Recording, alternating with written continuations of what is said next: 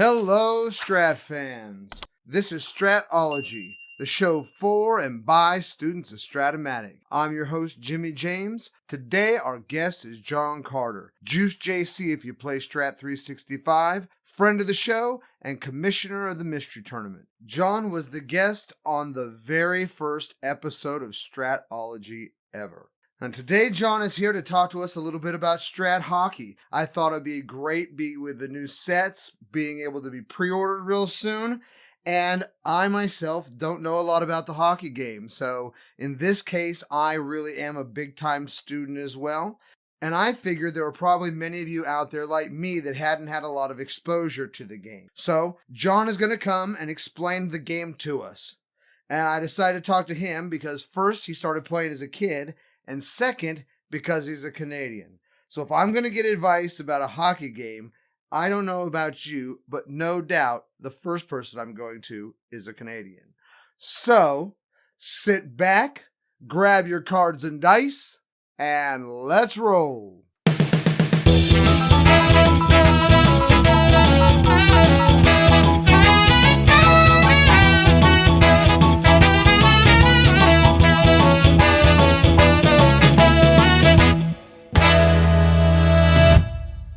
I am here with John Carter, Juice JC if you play Strat 365, friend of the show. You may remember him from our very first episode back before we were on the radio, and we wanted to have him back. We had talked a little bit that day about Strat Hockey, and I thought I really wanted to talk about it, and I thought to myself, if we're going to talk about it, we need to talk to a Canadian because they learned Strat Hockey by osmosis as children. So thank you so much, John, for being here with us. Hey, Jimmy James, it's my pleasure. Thanks for having me back. And, I'd just like to say, great job you've done with this since that first episode I was on. You're doing a great job. Keep it up. Oh, thank you so much, man. I really appreciate that. I really do. So one thing to remember when you're explaining this to me is although I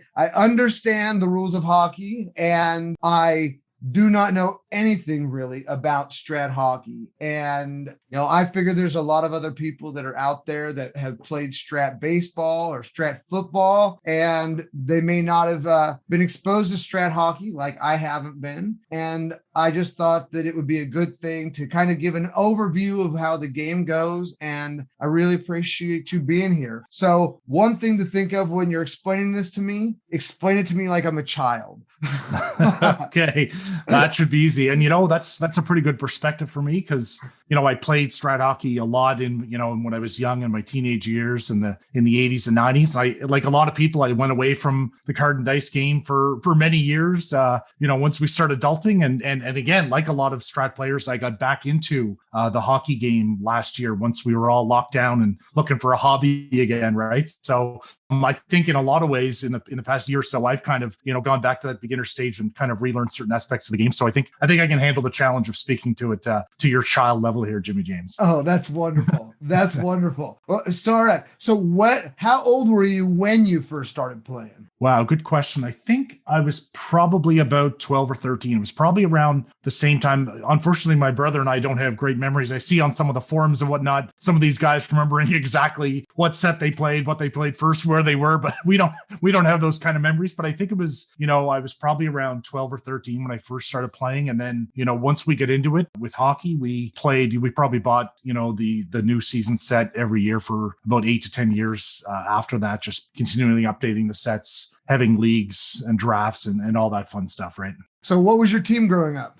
Growing up, like when I was a young child, it was the Montreal Canadiens. I kind of inherited that because that was my father's team. But then as I sort of got older and wiser, I transitioned to other teams. And then once I moved to Ottawa, which is where I live now, and I've lived for over 20 years, I automatically became an Ottawa Senators fan. So now there's no changing now. Now I'm 20 years into this love affair with the Ottawa Senators. So that's my team now. Wonderful. Who was your favorite player growing up? Wow, good question. So when I was really young, again, into the Montreal Canadiens, Guy Lafleur was my first, probably an obvious choice for kids in the late 70s, early 80s. So that was my first favorite player in hockey. And then there've been a lot of others since, but probably that's number one when I was young. So did you have him on any of your teams growing up? Was he like your go-to guy? Wow, good question. Well, because of the era that we played, I don't know how familiar you are with Lafleur's career, but he sort of retired quite early in the sort of mid 80s. And then after 5 or 6 years, he was already into the Hall of Fame when he came back and played with the Nordiques and the Rangers. So we played with that second reincarnated Guy Lafleur when he was in his mid to late 30s playing for those teams. So not in his glory days, no. Very cool. Very cool. Okay, so tell me about Strat Hockey. Okay, so I guess, really starting with the basics, I could try and, as you mentioned, speak to it, at that basic level, and maybe for someone that understands the baseball game. So in terms of the different parts of the game itself, there's, of course, the player cards, like for every player on each team. There's a common set of cards that are referred to as the action cards. I'll get into that a bit in a minute. And another set of cards called the split deck cards. There's charts similar to the other Strat games that are used for, face-offs and penalties and that sort of thing. Most of the dice rolls are just with 2 6-sided dice, but there is a need for a D20, or you can use the split deck cards for the 1 to 20 result as an alternative as well. But probably the place to start in explaining the hockey game for Strat is with the action cards, because that's really what drives the play. So, if you think about baseball and football, some of those more strategic start and stop type sports, it's easier to simulate, right? So in baseball, there's pitcher versus batter at bats, and you do the 9-inning structure just like a real game. With football, you have the plays from the line of scrimmage, and then you sort of count down the clock 15, 30, or 45 seconds depending on the play. But if you think about hockey, it's more of a reaction sport. It doesn't have that sort of start and stop aspect. So in order to simulate the game, you need these action cards to sort of give you the flow of the game, if you will, right? So, so with these action cards, there's 30 of them. And when you get to the end of that 30 set, that's sort of the end of the period. And throughout those 30 cards, there's prompts for when you change your forward and defense line. So you're sort of changing your lines as you go. And basically, the way it works is whoever has the possession of the puck flips an action card. And on the basic version, there's an action, one for the visiting team, one for the home team, to give, maybe the home team that little bit of an advantage. Mm-hmm. And you read the applicable action, which for the most part will be a specific column and row on one of the player cards to determine, if the play generates a scoring chance result or like a defensive turnover, that kind of thing. Mm-hmm. Well, that's very interesting that it has cards, especially since, the baseball game at one point had a incarnation where it was kind of like action cards, but using a card deck. So that's like I said, interesting. It's really, I think it's really just the nature of the game, right? You don't have that aspect like you do with baseball where you have that natural progression of an inning and a half inning and that sort of thing. So you have to sort of implement something like that. I think it's quite clever to implement something like this to simulate that flow of the game that generates the natural events like scoring chances and saves and turnovers that happen in a hockey game. What type of actions are then on that action card? Okay, so I think in order to explain that, like I said, most of those actions are referring to the player cards. So maybe I can explain what those player cards are a little bit. So like I said, obviously every player gets a card, and those cards are just one-sided. They don't have the sort of the 2 sides like baseball for basic versus advanced. And they're sort of vertically aligned, more like the basic side of the baseball cards. And actually, they're a lot like the receiver cards in Strat football, if you're familiar with those at all. So there's different cards for the forwards and defensemen than for the goalies, of course. And actually, the goalie cards are pretty straightforward, actually. There's a common result that is called a goalie rating, in which case you roll 2 6-sided dice. And so to use an example, one of the top goalies might have only a goal on 5 or 6. And maybe a split goal 1 to 10 on an 11 or something like that. Whereas a regular goalie might have, 6, 7, and 10 rolls that are goals. So, that's where it's a lot like baseball, where you can read the cards and there's subtle differences that people that understand the dice probabilities can recognize that even that, a little difference like that is probably 4 less goal chances for that top goalie out of a possible 36 rolls compared to the other goalie. So, like I said, you have that aspect of reading the cards, and same for the forward and defense cards. those vary based on performance as well, of course. And so on those cards, the player's position is, of course, specified. So, if a forward played, 2 or more positions, they have that flexibility to play the other positions. The defensemen are designated either left or right defensemen, so you can sort of line them up and play them appropriately. And on those player cards, there's a few important ratings. The most significant of those is the offense and defense rating. So in baseball, as you know, the key rating, I suppose, when you're evaluating cards is the defense rating and the air rating, because it's very obvious in baseball, right? Well, in hockey, there's 2 ratings. There's one for offense, one for defense. So the key difference between this and baseball with those ratings is that it's reversed. So the low numbers are good in baseball, 1 being the best. In hockey, 1 is the worst. So the offensive numbers go 1 to 4. The defense numbers go from 1 to 5. So if you think of, some of the most complete, well-rounded players in the NHL, I always think of the Boston Bruins stars, Patrice Bergeron and Brad Marchand, for example. They're 4 offense and 5 defense. Whereas, you might have a stay-at-home defenseman where, they're a 1 or 2 offense and a 5 defense. But you might have the opposite for, an offensive player who's a liability defensively, like maybe a Patrick Laine or someone who's a 4 offense, but probably 1 or 2 defense, right? So it really reflects, it's got those 2 ratings that really reflects the type of player, that a player is. And with that, there's a lot of conversation when, the ratings first come out or when the game first comes out, kind of like in baseball, right? Where, what was Fernando Tatis's rating? Oh, a 236 at shortstop. Wow. I thought he'd get a 1, that type of conversation. Well, in hockey, it's the same, but it's 2 ratings, right? So you get a rookie. Oh, Jack Hughes, they gave him a 4-1. Wow. That's interesting. So it's kind of the, similar to baseball in that way with that key rating, but it's 1 for offense, 1 for defense. What's the top rating?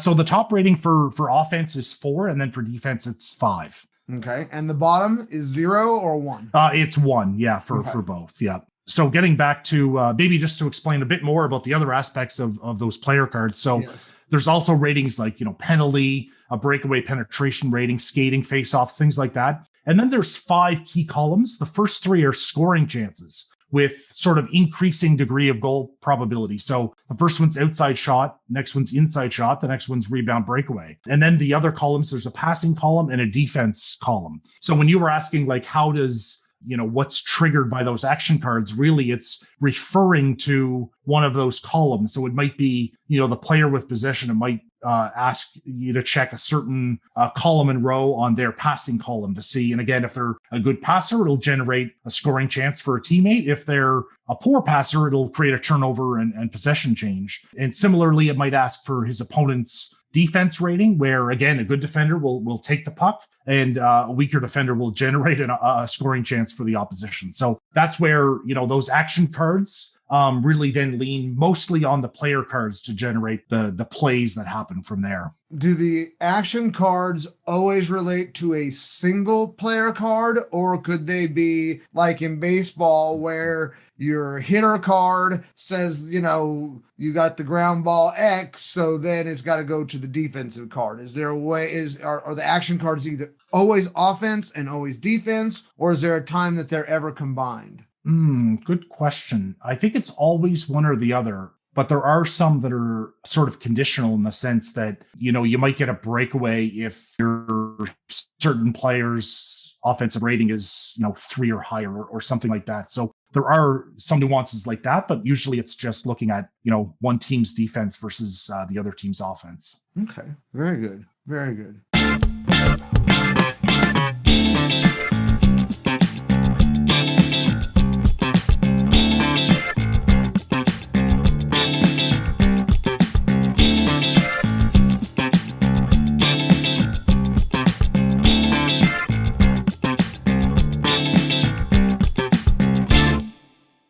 You're listening to the 365 Sportscast Network, the streaming future of sports talk radio. Listen to us round the clock on the net over 365sportscast.com. On your phone with the 365 Sportscast app, and on your favorite smart speaker by enabling the 365 Sportscast skill and saying, "Play 365 Sports." The views, opinions, and content of the show hosts and their guests appearing are their own and do not necessarily reflect those of 365 Sportscast LLC, its owners and partners, or this network.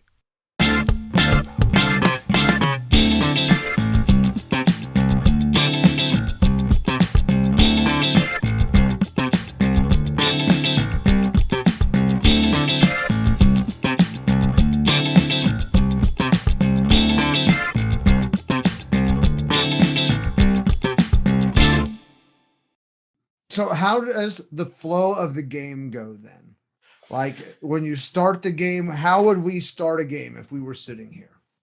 Yeah, so we would start a game with a face-off, and that's where you refer to, the charts like you have in baseball to determine that. And then really you get into those action cards, right? And so, to get into that a little bit more is once you get that result from an action card that results in, let's say, an outside shot chance. So I explained how there's, the varying types of shots, outside, inside, and rebound breakaway. So if you have an outside shot, you sort of have a strategic decision at that point offensively. So for an outside shot, even for the best goal scorer, which, in the last, 2019, 2020 set was probably someone like Austin Matthews, he would have a goalie rating only on a 7 result out of the 2 to 12 on the two-sided dice result. And everything else would be sort of a save and turnover. However, he has the opportunity to penetrate, they call it, based on his penetration rating, to turn that outside shot into an inside shot, which would give him, maybe in addition to the 7 result, he'd have also a 3, 5, and 9 goalie rating as well, right? So there's some strategy there in terms of, again, looking at the probabilities of the numbers, whether, it's your best option to take an outside shot versus trying to penetrate. And then on either of those types of shots, inside or outside, if you roll an 8, it automatically goes to what's referred to as a save and a rebound, which goes to that third shooting column, which is the rebound breakaway column, which has much more chances. So again, for a sniper like Matthews, almost all those results would be a goal, like a goalie rating or a potential goal. So I guess that sort of explains how it generates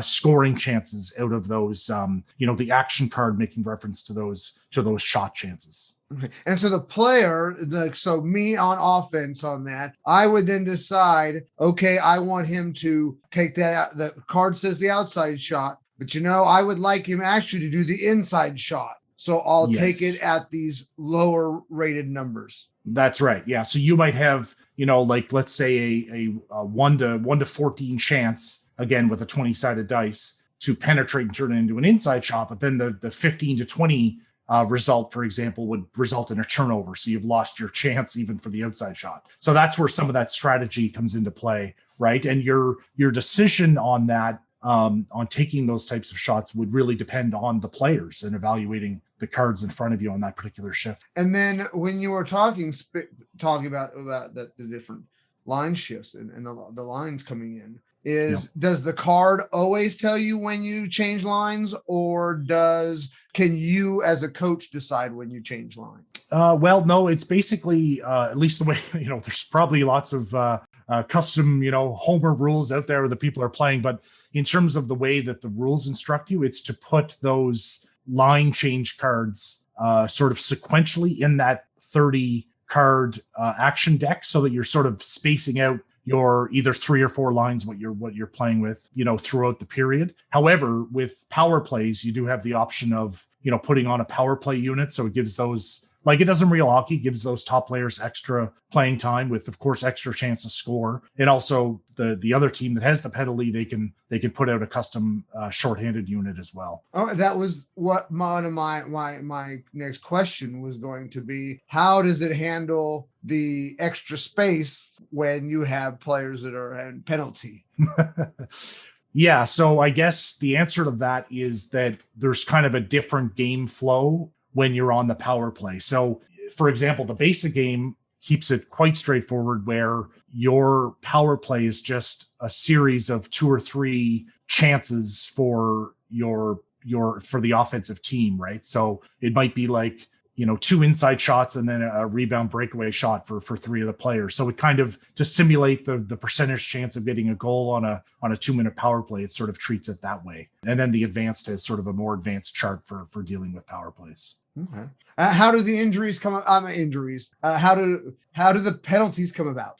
So the penalties come about mostly through the action cards. So there is a penalty rating. So, the players with the most penalties have sort of an A or AA rating, going all the way down to a D rating for guys that don't take a lot of penalties. So it does, again, doing good game simulation, it increases the chances for penalty for the guys that had a lot of penalties during the season. So, for example, an action card might say penalty for the opposing player if his penalty rating is C, A, AA, A, B, or C type thing, right? So So you get away with it if he's a low penalty, but otherwise you're getting a penalty. So it kind of incorporates it that way and generates those power plays in that way. Okay. And so then we play through that deck one time, and then that's a period. That's a period, right? So then you sort of repeat that process for the second and third. Okay, very cool. And so you mentioned that there was a advanced. So there's an advanced game, and is there a super advanced game?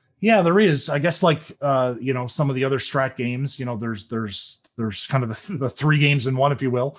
I think the biggest difference in going from the basic to advanced is that you get a different set of action cards. And what happens there is, as a team, you're deciding a sort of a strategy or philosophy of how you want to play. So basically, you can play a defensive type of game, which will improve your defense, obviously, and maybe limit your offensive chances. You can kind of play it middle of the road, or you can go sort of with a high octane offense, which will generate more chances for you, but it will also generate more chances for your opposition because you're playing a more wide open style. So you can change that strategy sort of shift to shift or period to period as the game goes on, if you like. So I like that. That kind of simulates kind of real hockey in that way, like based on game situation. And so depending on the offensive player's strategy for offense or defense versus what his opponent does, that will give you, a specific action based on the cross-reference of those two results, basically. So that's really the key difference with the advanced game is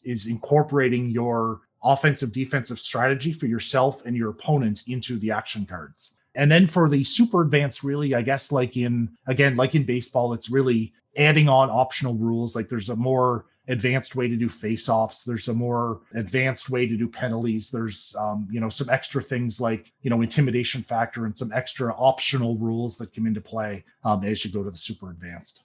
And each of those player cards, then they would have a face-off rating too. I couldn't remember if you had said there was a face-off rating on them also. Yep, they would for the advanced rating. So the guys that take face-offs, they would have a rating that would adjust. Basically, the better guys would adjust their chances of being successful on that face-off. Yes. How strict is it for player movement? Like in Strat-O-Matic for the baseball, yes, there's a lot of guys that have multiple positions. But then if you got, if you have guys injured, then okay, I can play a right fielder in left field, but his ratings go down. Is there a lot of guys that are both, right and left defensemen, and this guy's only a left, but it's how does the flow of that really work with the player? Yeah, that's a good question. Actually, there is some strategy involved there, surprisingly, because there's only the 5 skater positions and probably less flexibility than baseball, but that is a strategy that comes into play. So there is a little bit more value when you're putting a team together, or even putting a lineup with a team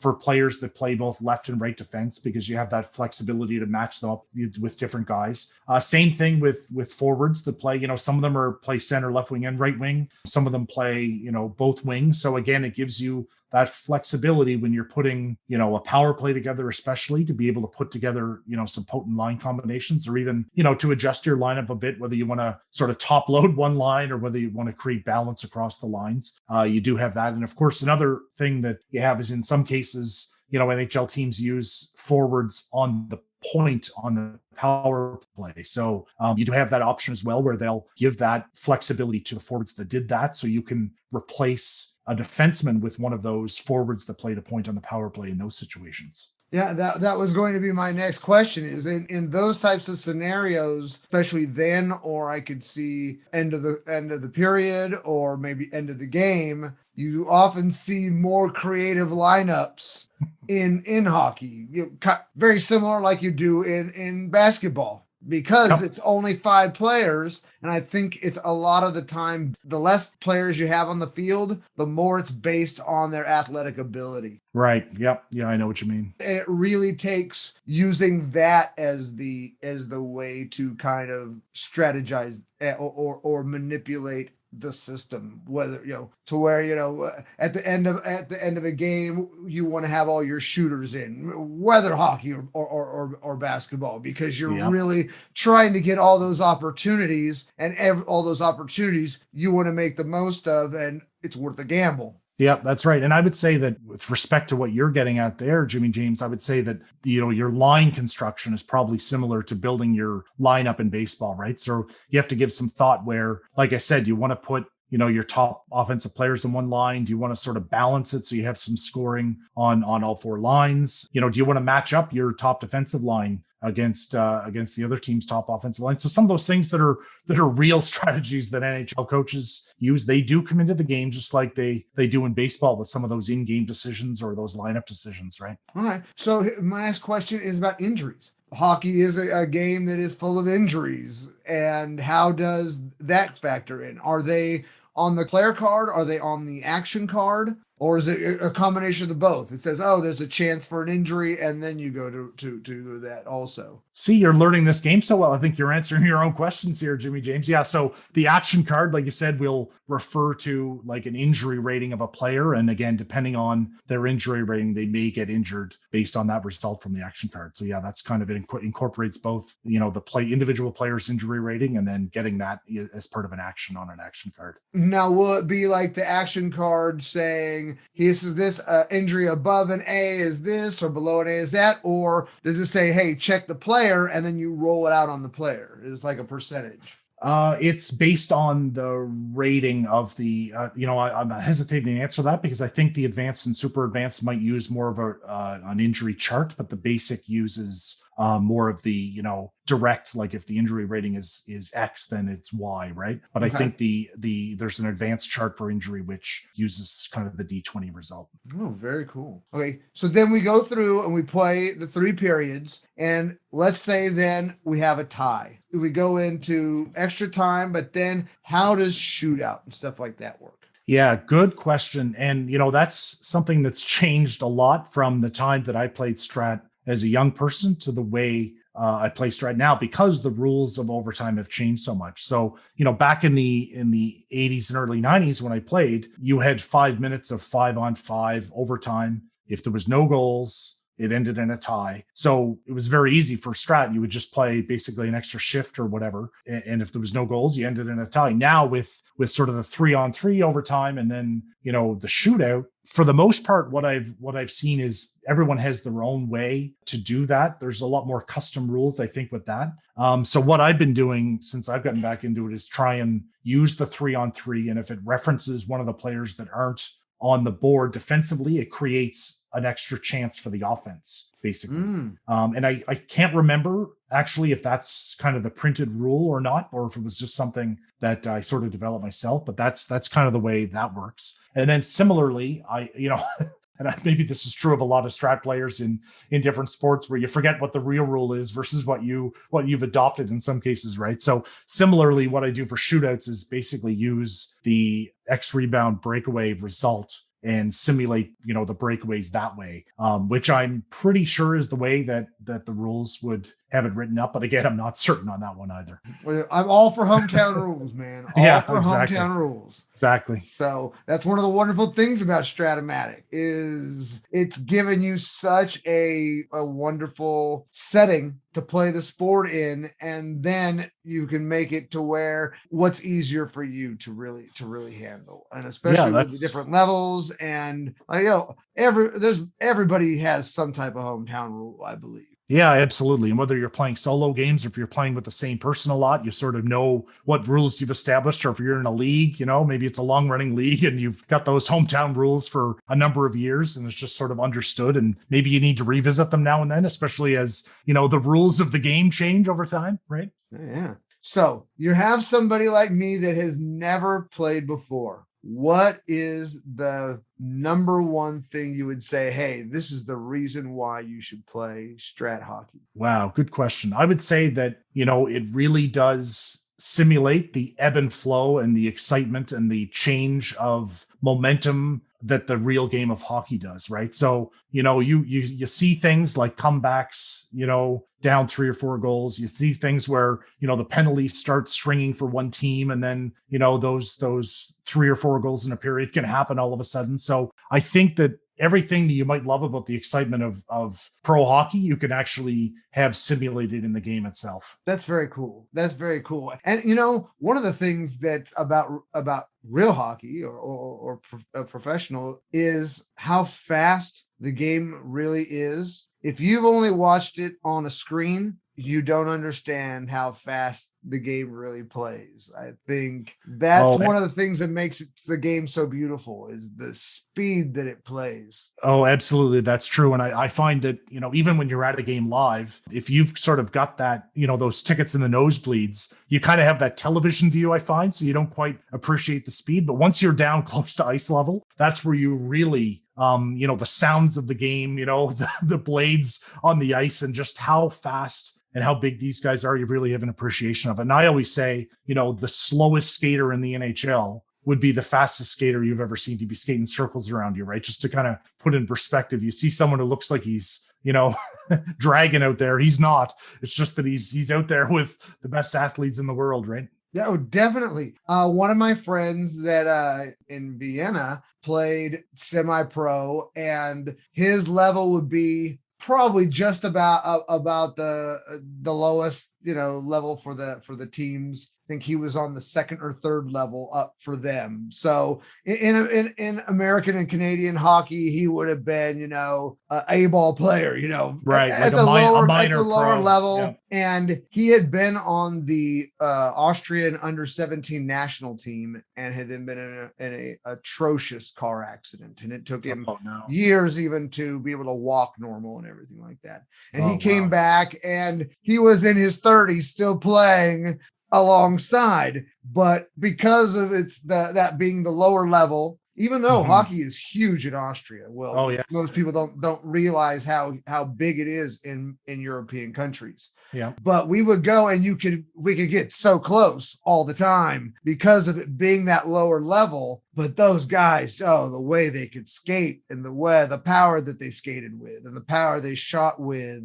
even at that level, is just, because the top Austrian league is about the top level of minor league in Canada and America, Right. In fact, there's a couple guys from Austria that have come over and have played a little bit in there, but basically it's mostly being if they were going to be playing in one of the top minor leagues. So, but even at that level, it's so fast, and I think it's a beautiful game. And if the Strat game then can convey that, then that's really doing a lot, I think. Yeah, absolutely. Okay. Is there anything else that we should know about it? Boy, I think you're a pretty quick learner. I think you picked up a lot here. So I think you're ready to start rolling the hockey dice here, Jimmy. Oh, James. I think maybe we got to get a game up here, sometime. Let's John, do we'll it. have to Let's do that. We can do that over Zoom or Skype or something. Okay. Canada versus US always makes the best games, eh? Let's do it. Dude, that's a great way. We could even split up our teams. That'd be awesome. Okay, John, I appreciate you so much. Thank you so much for being here. Definitely we'll have you back again for sure. Thank you for everything, my friend. All right. Thanks for having me. It was fun.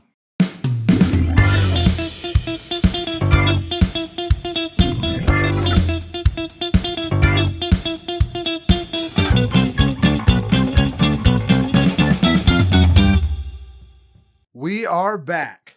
Like I said earlier, John was on our very first episode, and he was great. He gave a lot of great information about the mystery tournament, and because it was not broadcast here on 365 Sportscast, so I thought it'd be the perfect time to share it with you guys. And that first episode, I'm not the happiest with the production value. It is definitely before all the bells and whistles.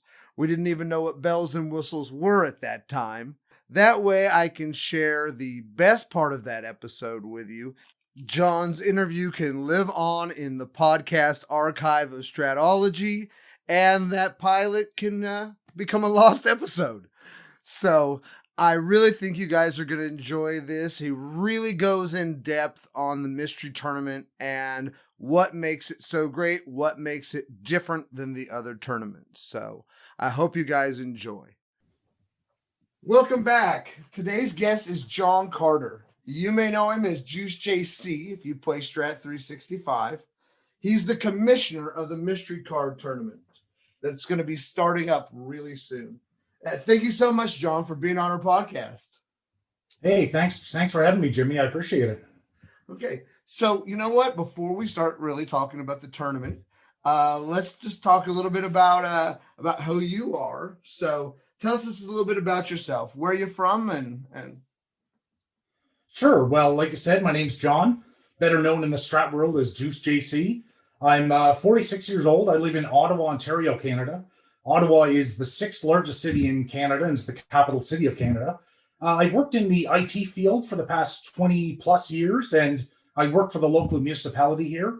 I'm married with 2 teenage kids, one of which I've introduced Strat-O-Matic to this year. So that's been a lot of fun.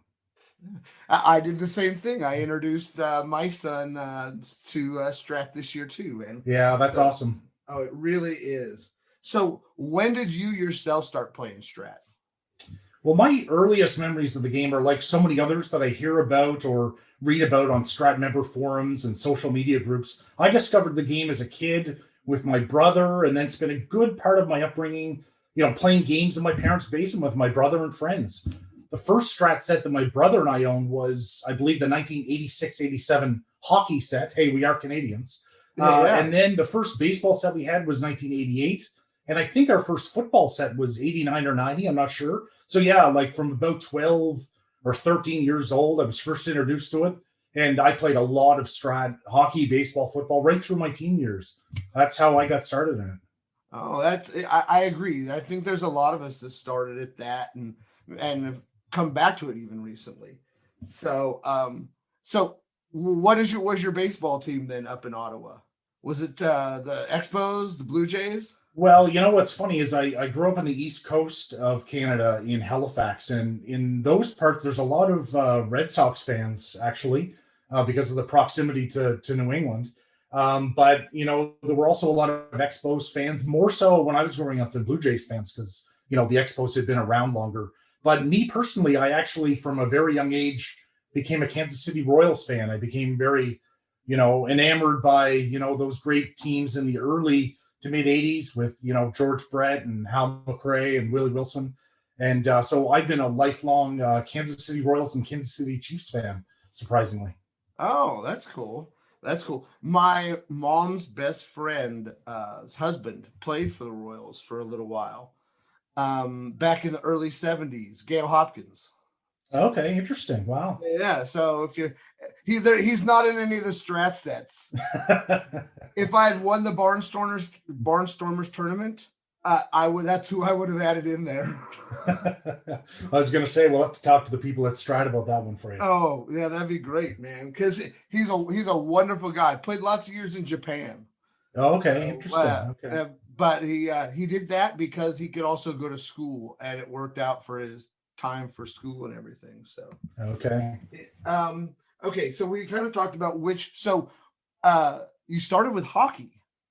Yeah. So do you play you said you played the hockey and the football, baseball. Yeah. Have you ever played the basketball one? I have not played the basketball. The other game that my brother and I played when we were young was Status Pro baseball and Status Pro basketball. And I think the only version of basketball we played was on that platform. But, once we discovered the Strat-O-Matic platform, that was sort of our go-to game. But yeah, less so of the basketball than the other sports. Have you tried any of the Strat 365 football online? No, I just tried the one sort of free trial team, but I never really got into it. I might give it another shot because this past year I did get back into the card and dice games for the first time after a long layoff, and one of them I purchased was football. So my son and I have started playing some football games. So I might check out the football on the 365 platform again. Oh, I've been thinking about it myself. So, okay, so let's switch gears here a little bit. And I think the best place probably to start is to explain the mystery cards themselves. I think many who have either played both card and dice and even 365 may not have played one of those types of sets yet. So you can kind of explain the mystery cards to us? Yeah, sure. So to explain the mystery cards, there's basically 4 separate mystery card sets in 365, one for each decade of the 60s, 70s, 80s, and 90s. So when you're playing in a mystery league, you're playing one of those 4 decade sets. The mystery sets on the 365 platform are like the other sets that you may have played there, where you're drafting and managing, a salary cap strat team. But it's a lot different than those other sets because of the mystery element. And that mystery is you don't know what year for a player you are getting when you draft him. So to explain that a bit, because it can be complicated to hear about it for the first time, on every player card, there are 5 seasons from that decade for that player. The salary and some of the ratings, like the defensive rating and the speed rating and so on, are the same for those 5 years in the card, but the roll results in the 1, 2, and 3 columns versus left and right are different. And the challenge is you need to try and figure out which year it is for that player to determine if it's worthwhile for you to keep him or to drop him for a replacement player from the free agent pool. So, Jimmy, I could give an example to maybe explain this a bit more. That would be great. Okay, so the one I always like to use is Joe Morgan in the 1970s mystery set. So, as you know, he's the most expensive player in that set. He's $11.6 million. And 4 of the 5 years on his card, he's worth that. I think it's 72, 73, 76, and 77, all, MVP caliber years for Morgan. He had an ops, up at like 900 or 1,000 with, an incredible on-base percentage and power numbers to go with, that speed and defense, of course. But the 5th year on the card is 1978, when Morgan hit just 236 with 13 home runs. He has an injury rating of 2. So that card would be a disaster if you're playing with it and paying $11.6 million of your $80 million salary cap for it. So the challenge is to determine if you have one of the good cards or one of the terrible cards or somewhere in between. So it's all about probabilities and clues to determine which card it is. So for example, with Morgan, if he starts getting on base half the time and starts hitting a lot of triples and home runs and has the majority of his rolls on the hitter card, the probabilities would suggest that you don't have that one bad 1978 card. But then there's like clues which can also reveal exactly what card you have for a player without needing probability. So examples of that are hit by a pitch or injuries that only happen on the hitter's card. So again, using the Morgan as an example, if you get a ground ball plus injury result for him against right-handed pitching, you know that you have that bad 1978 card because it's only that season where he has that result. And of course, Morgan is an extreme example. All of the hundreds of players in the set have, a range of years. Even the cheapest players have, one good year. If it's a pitcher, he could win the Cy Young for you if he hit on his one, only good card. And same thing with, some of the more expensive players. They'll kill you if you hold on to them on their worst card. So really, it's fascinating, the concept that's being used there, especially if you're into, math probabilities and if you're willing to take time to scour through box scores of your games for those clues and probabilities.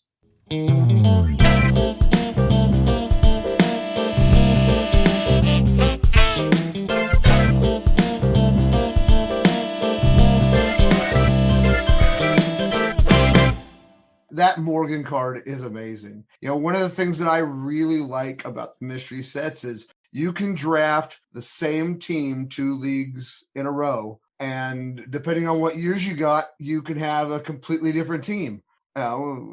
Depending on, Brooks Robinson, you could pick up his 1960s card, and he's got 3 years where he hits a lot of home runs, but 3 years where he's really just the batting average guy. So yeah, that's exactly it, Jimmy. And because of that, there's so many different strategies you can use, to try and create that great team. You can, try and find some of those, cheaper players that have that one good card, like try that strategy, or, take some of those guys that they're pretty good right across all 5 years. So you see guys try a lot of different strategies because of the, the kind of the unique nature of this game. Oh yeah, it's very different.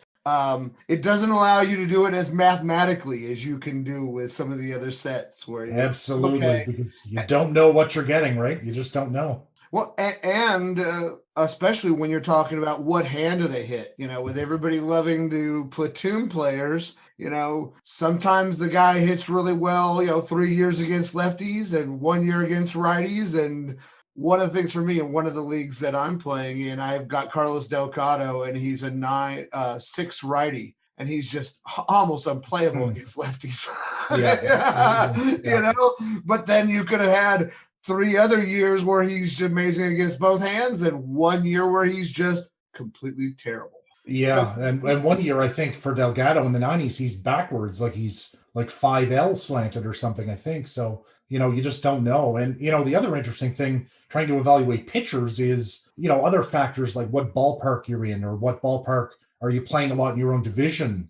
Your defense, that's one thing that a lot of players overlook is if you've got bad defense, even your good pitchers are going to have some rough stats maybe because of, X-chart rules. So yeah, it's pretty fascinating when you add it all up and adding that mystery element. Oh, I agree with you completely. So, hey, can you give us a little bit of a history of the mystery card tournament? Yeah, sure. So, Jimmy, I don't know the full history of the tournament because I wasn't involved from the beginning, but, having talked to some of the veteran guys, I understand that it started in about 2007 or 2008 when there was just a 70s and 80s set at that time, I guess, on the old Sporting News website that hosted Strat-O-Matic at that time. And it started by players originally, not something that was started by the folks at Strat-O-Matic. And to this day, it's obviously still run by a volunteer player. I'm not a Strat-O-Matic employee. I'm just like a player like everybody else. I first played in the 2017 tournament when I had just joined up to 365. I hadn't even finished a team yet when I jumped into the tournament. And then I won the 60s and 80s league in that tournament and ended up finishing, I think, 17th overall. And then the following year in 2018, I did make it into the exclusive top 12 and got to participate in the championship round. And then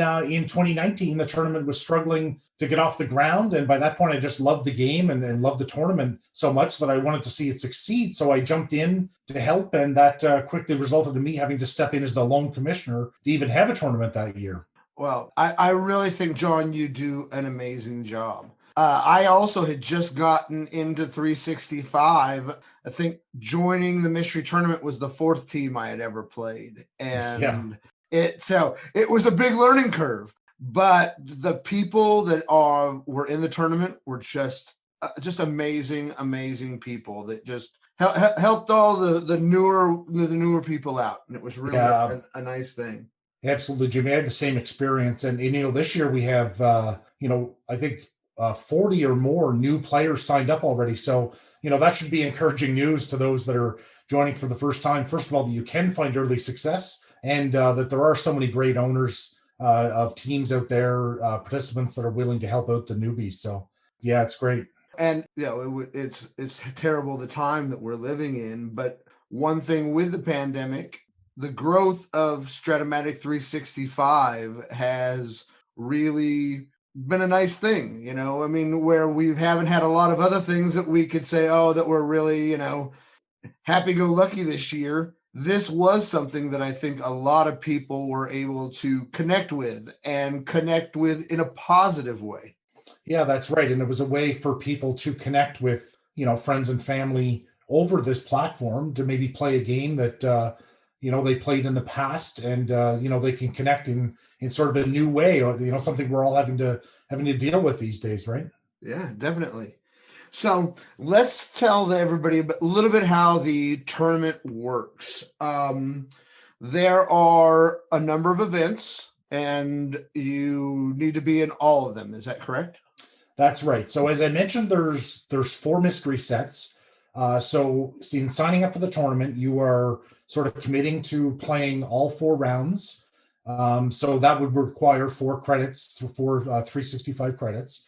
And basically the way that the point system works is that for every game that you win in each of those 4 teams in the 4 decade rounds, you get a point for every one of those wins. And then if you qualify for the playoffs in any of those tournament leagues, you get an additional 5 points. And if you reach the finals, you get 5 more points. And then if you win the finals, you get another 5 points. So there's an overall standings, which has the cumulative points for all 4 rounds of the tournament. And that's sort of, how we do the standings. Yeah.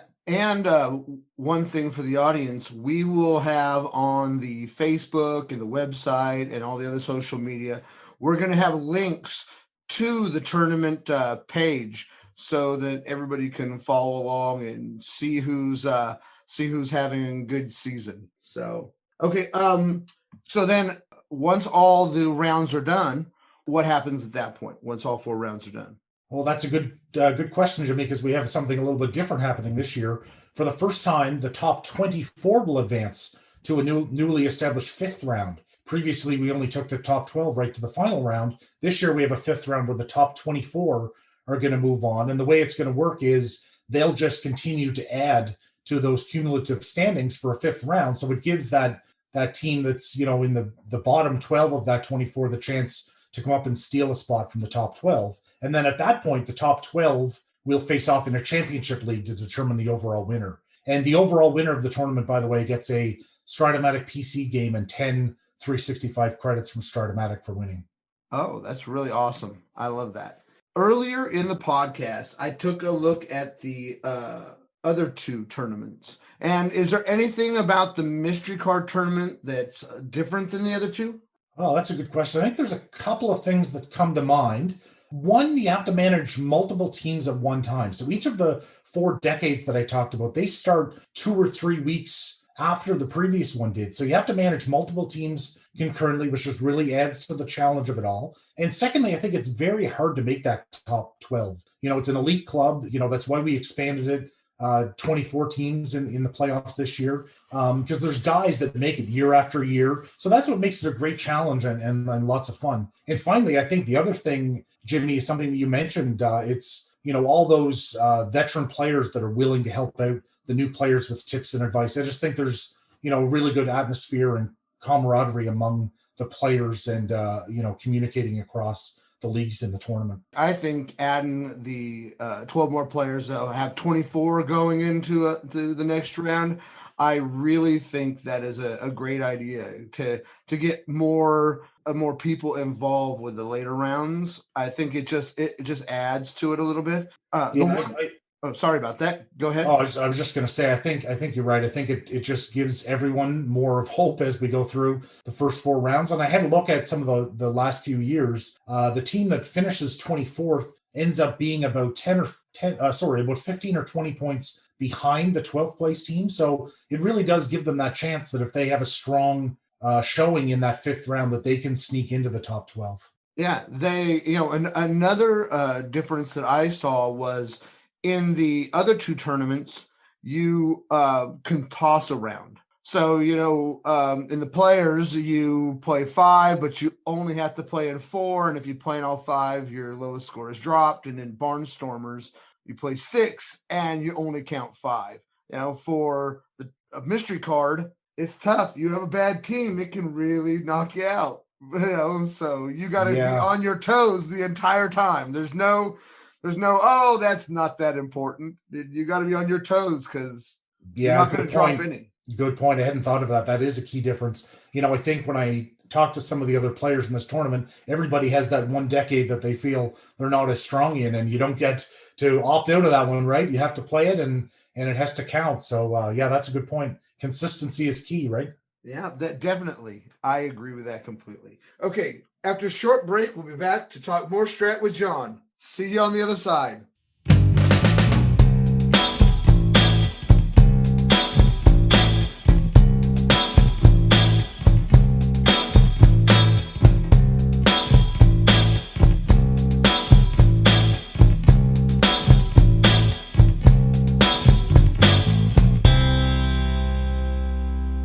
We're back. Okay, John.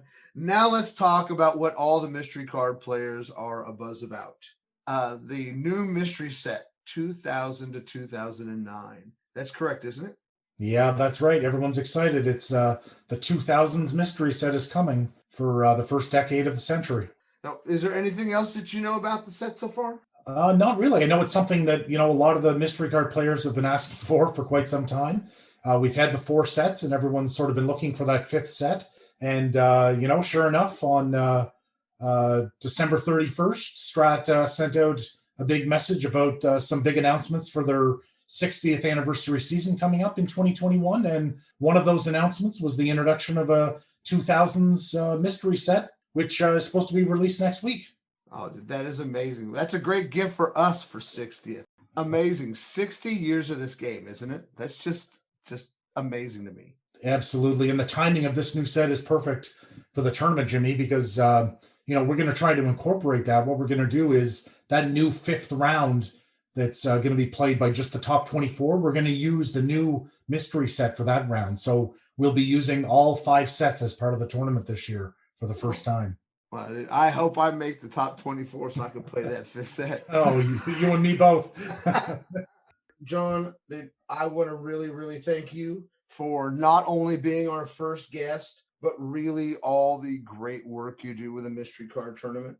All right. Well, thanks, Jimmy. And thanks for giving me the opportunity to not only talk about Strat, but also to promote the tournament that I love so much. Oh, dude, thank you. I mean, you really, really do run an amazing tournament. So we will be right back after this short interlude. Hey, thanks, John. I really, really appreciate that, Hey, no problem. I think.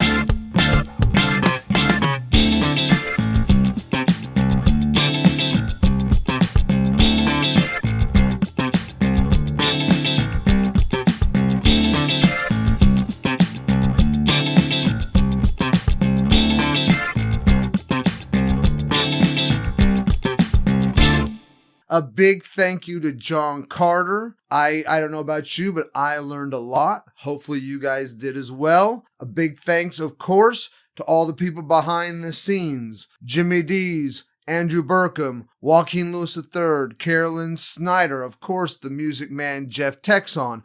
All the music you heard today was written and produced by Jeff. Check out our website, www.strat-o-logy.com. Give us a phone call. The number is 855-888-0096. Hey, Jeff, can you play us out?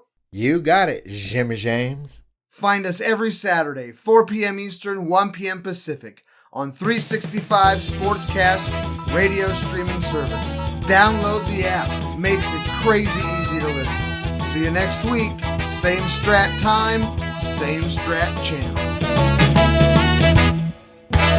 Jimmy James.